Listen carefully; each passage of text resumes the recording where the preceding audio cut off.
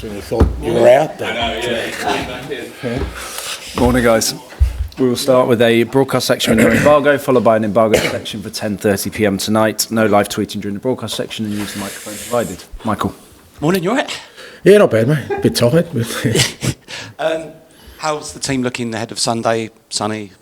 Yeah, last night all good. No issues out of last night. Obviously, bit of fatigue with some of the boys because I haven't played for a while, but all good. Sonny, he's still not right. He's still not feeling 100%, so he won't train today, so unlikely for the weekend, and we'll see how he is beyond that. James Maddison on Saturday, he looked a bit down because he obviously wants to be part of a winning team, but how proud of you last night. He showed real maturity and leadership. He spoke really well post-match as well. It sort of justifies you giving him the armband, doesn't it? Well, he was part of a winning team on the weekend too, so, I think I made the point. It's not that Madders didn't play. I thought he actually played well in the first half. It was just a tactical change I thought that was needed for the team to win. But I understand the players, obviously, want to play all the time. I thought he was really good last night. I thought his leadership throughout the game was good in the way he played. He was really positive on the ball and kind of when we needed moments of, creativity or discipline, he was there. And, I thought, especially in the second half, obviously Mikey had that spell where he was really feeling good, and I think Matters made a point of just kept giving him the ball, and I thought that showed real leadership because in that moment it's easy for sort of Matters to try and do things himself, but I think he sensed that Mikey was doing some special things and kept giving him the ball. So look, he's a vice captain, he's one of our leaders, and last night I thought he really stood up and played well, but I thought he played well on the weekend too. So yeah. But you're delighted he called him Neymar as well, aren't you? Yeah, brilliant. Yeah, great. Look, I think we all understand with young players you do have to be really careful, but as I said after the game, I don't get the sense that that's going to affect Mikey at all, and there's no denying he was great last night. I thought he was great the whole game, especially in that period, and exciting for us. Another player Maddison had an influence on last night was Richarlison. He's never played badly for you, has he? It's just on and off injuries, isn't it, during your time here? What do you have to do to keep him fit, and what do you say to him? Because he's a confidence guy as well, but he's played well under you. Yeah, no, he's always contributed when he's played. But like I said, we've worked really hard, and to be fair to he's worked really hard. This rehab time, not just from his injury, but just getting him into a better physical condition. And he looked good last night. He looked strong. He looked lean. He had plenty of energy, and he's going to be a really important player for us for sure.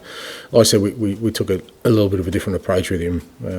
Hopefully, with the objective of breaking that cycle where he comes back for a bit and breaks down. And credit to him, he's worked hard and he's feeling really good about things. Great for him to get a goal last night. Thank you. Thanks, Charlie. Hi, Ange.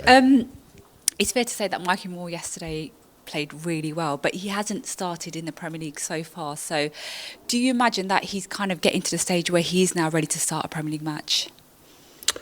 Look, he's ready to start any game. It's just, like I said, I just feel that, especially with young players, he's got to be, really careful about, their introduction into senior football. It's not like he's, even last year he didn't really have a full season of football. He had quite a few injuries, a couple of injuries that left him out.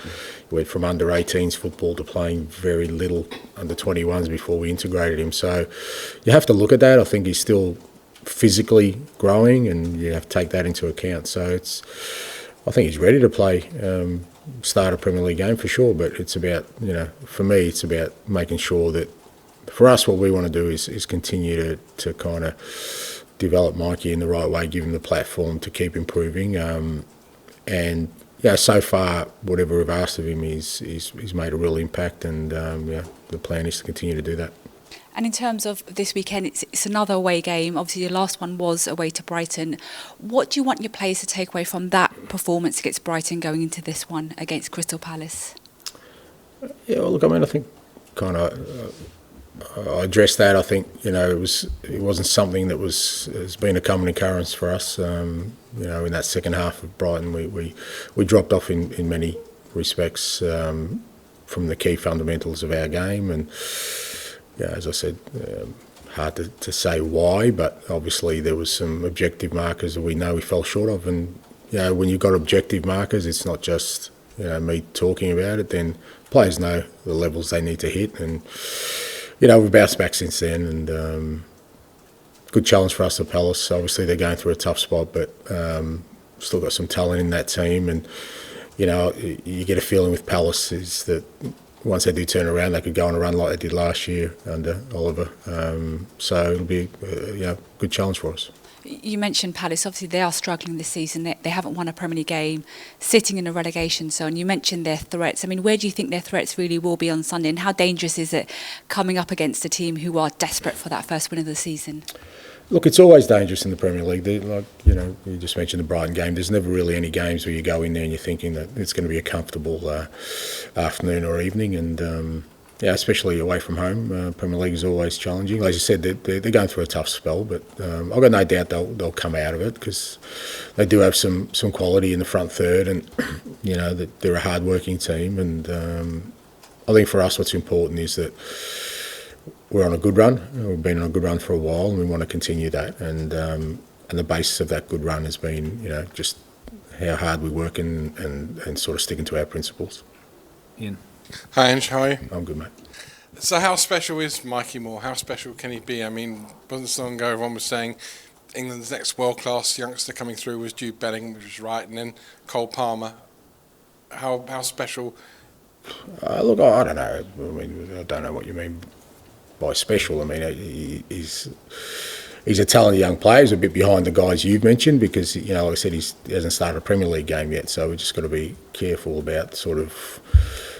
And I think Mikey just wants to be Mikey. As I said after the game, what I do see with him is he's very mature for a 17-year-old. He handles things really well, both positive and negative. He works hard every day, and he's making an impact at an age where it's very difficult to make an impact at this level. So.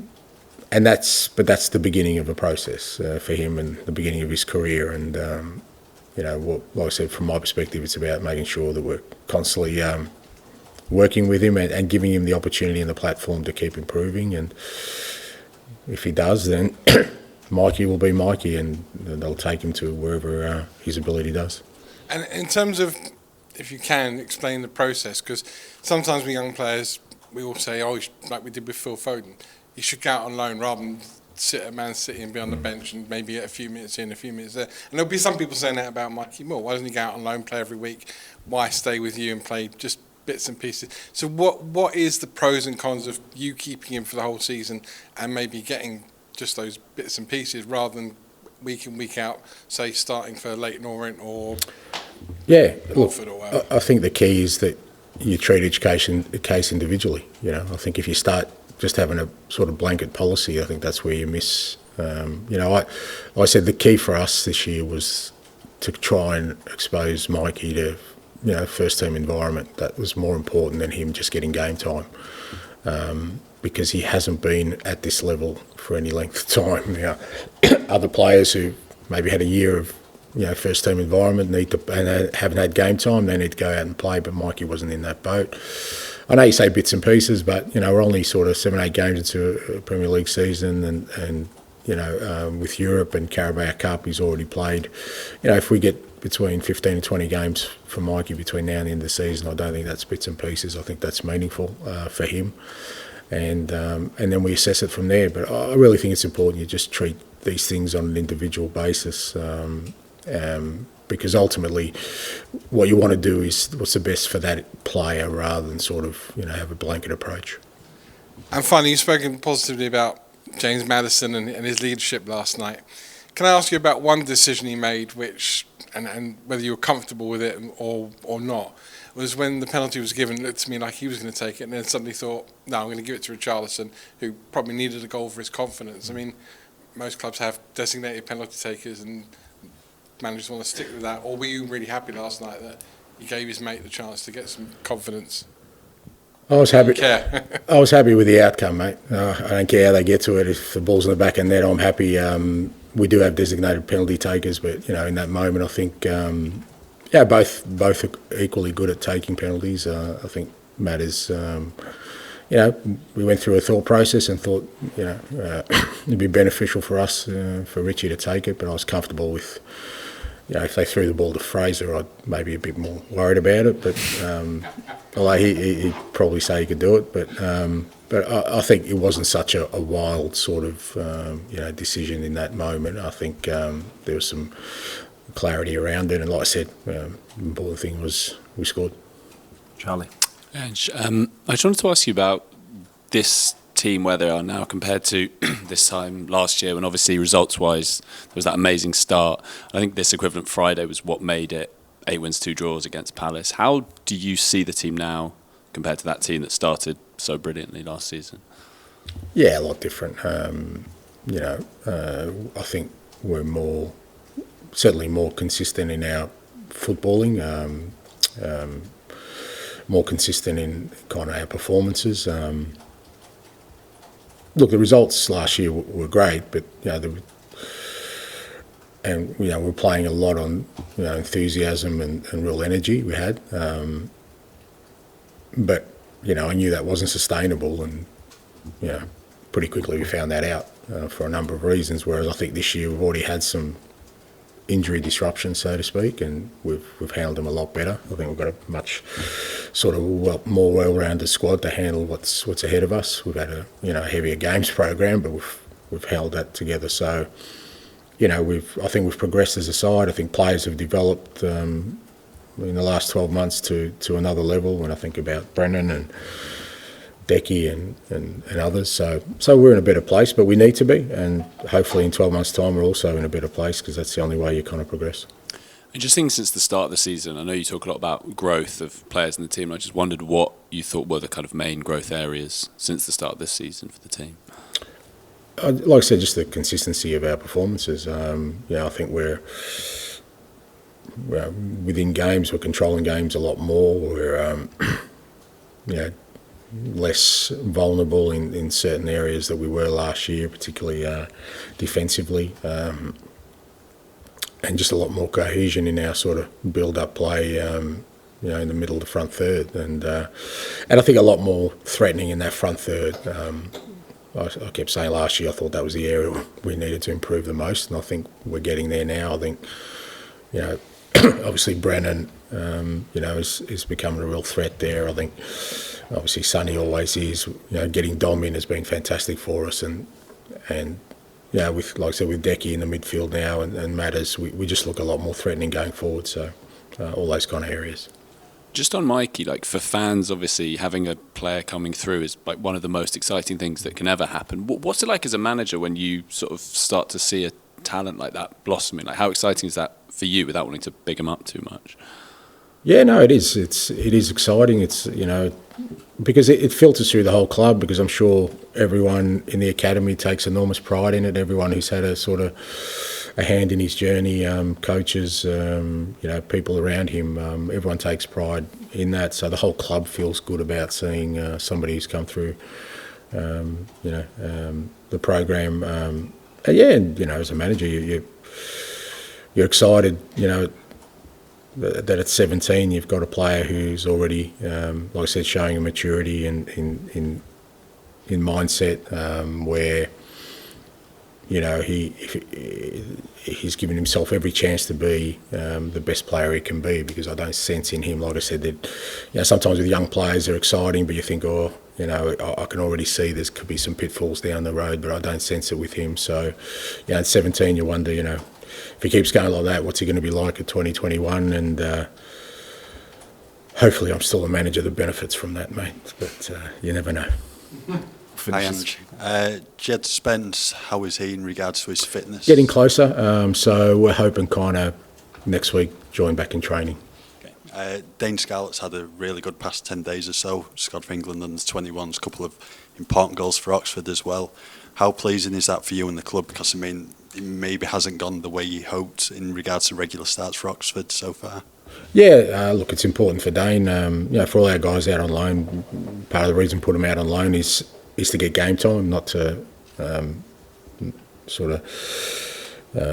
sit on the bench, and but again, they have to earn that, and yeah, it's important for Dane. It's an important year for him. He needs to play. He needs to score goals at that level to sort of make sure he keeps progressing. So pleased that, like I said, the last 10 days with England and with Oxford, he's got himself a couple of goals, and he's just got to maintain that now. Like I said, whilst we put him out on loan with the best intentions, a lot of it is up to the players themselves to go there and make an impact. So, pleased that he started to do that. Thanks. Okay, we'll end the broadcast section there. Move on to the Embargoed section for 10:30 p.m. tonight. Rob. The hardest challenge for a young player transitioning from, say, academy or junior ranks into the senior first team?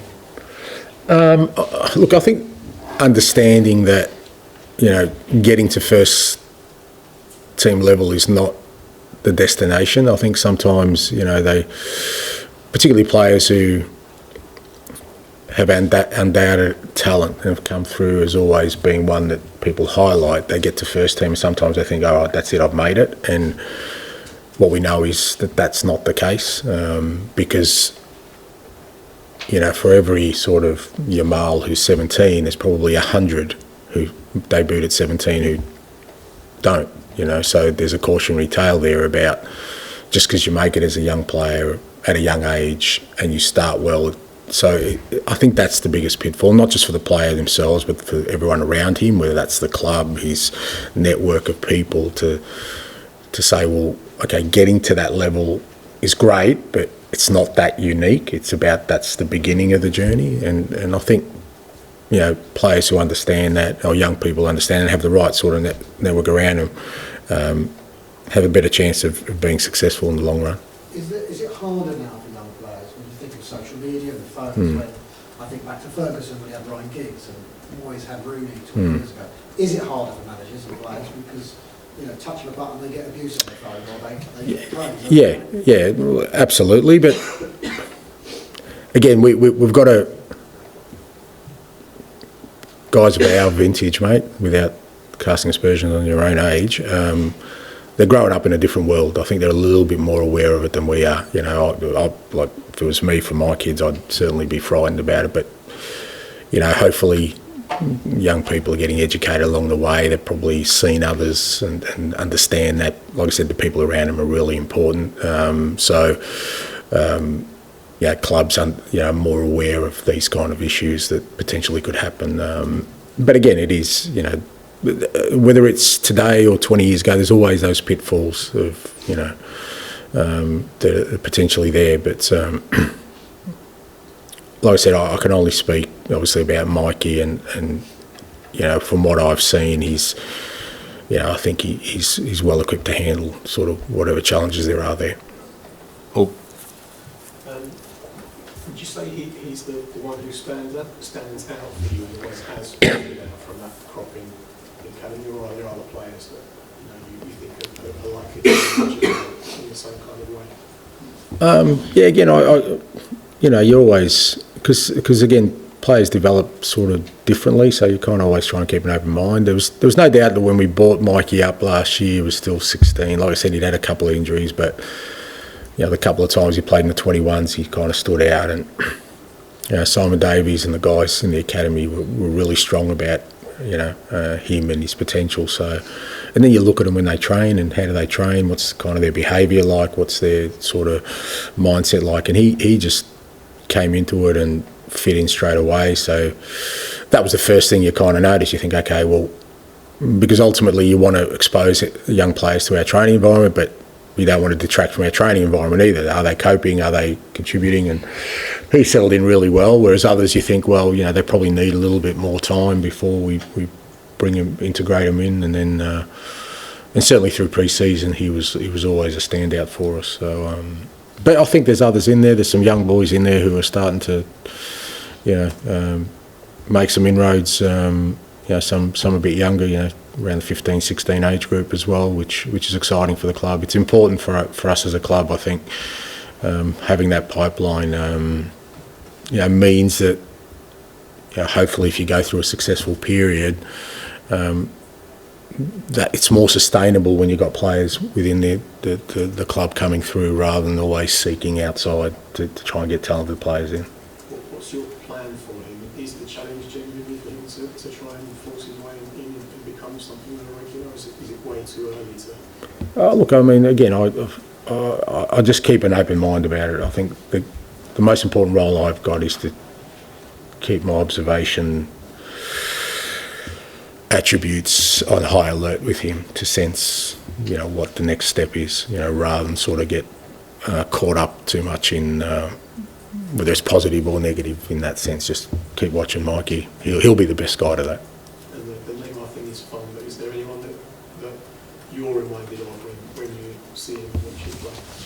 Mikey Moore, mate. Okay. Done. So sorry, same topic. Could he replace, or not replace Sonny? Could he play Sonny's place on Sunday? Yeah, potentially. I mean, obviously, he's one of the options. Again, 2 games in a week. We've got to, because again, probably the biggest concern I have for him is physically more than anything else. He's like I say, still a growing kid, so his body's still adjusting to this level. So, to ask him to play 2 games within a short space of time, I'd be cautious about that. But we'll have a look at sort of how the team shapes up. And on the Neymar thing, it reminded me of when Pochettino compared Marcus Edwards to Leo Messi, and he said later, I regretted doing that. I mean, what gives you the confidence that you talked about Mikey's maturity? Can you kind of give us an example of? Just to be clear, I didn't call Mikey Neymar, all right? So just to be absolutely, yeah. Well, we'll address it with my captain then. No, look, like I said, I think you'll find that my demeanour around Mikey would be the same today as it was yesterday, and I think that's what he'd expect. But like I said, your best indicator is the player himself or the person himself, and I've got a feeling that won't affect Mikey. I don't think we'll see him sort of, arriving with a different colour hair or Ferrari. Well, I don't know, he can't drive, can he? So, so I think he'll be fine. And I wondered, have you had any clarity on Rodrigo Bentancur and a potential ban? And is that something you're preparing for? No. I mean, I think that process is kind of ongoing, and like I said, from our perspective, my perspective, I'll just deal with the outcome of that. And we'll finish with George, please. Hi, I remember last year there was a stage where you sort of asked you every week, you put your arm around the shoulder of a player, and sort of said it's not really your style, but I wonder with Timo, would you kind of make an exception after last night and the kind of tough run he's going through, just to kind of try and build his confidence up? Well, yeah, I mean, there's a couple of things there. One is, it doesn't mean we don't, I'm not totally sort of cold and callous in these situations. I mean, we're talking to Timo constantly, and we have, not just me, coaching staff, we understand that he's lacking some real sort of confidence at the moment. So everyone's been working hard at that. But again, with all these things, I think ultimately, it's incumbent on him to kind of try and use as much of the support he's got around here to get himself out of it. And our role in that is to provide that support, whether that's internally, externally, whatever he needs. And then, like I said, the onus is then on him to try and use that to get him back to the levels he wants to be and where he can contribute for us. But it's like I said, with all the players, what we try and do is provide an environment where, should they need help, it's readily available. How sort of pleased are you with what he's doing here, I guess, and even in the games, it feels like until he gets in the box, he's doing a lot of the right things and things that you sort of wanted of him last season as well. Yeah, look, he is, but at the same time, we do need output from our wingers. I mean, that's the key part. I mean, it's kind of, I thought the difference last night was that, when Mikey was on with Brennan, we were a real threat on both wings, and we were getting outcomes from it. It wasn't, we didn't score, but I think 3 or 4 really good chances came from it, and you need that to happen with the way we play. So, yeah, whilst the general play is important, and with Timo, he's done well. We still need more sort of in that front third, and I think we got it in the second half. Okay, thank you. Thank you. Thank you.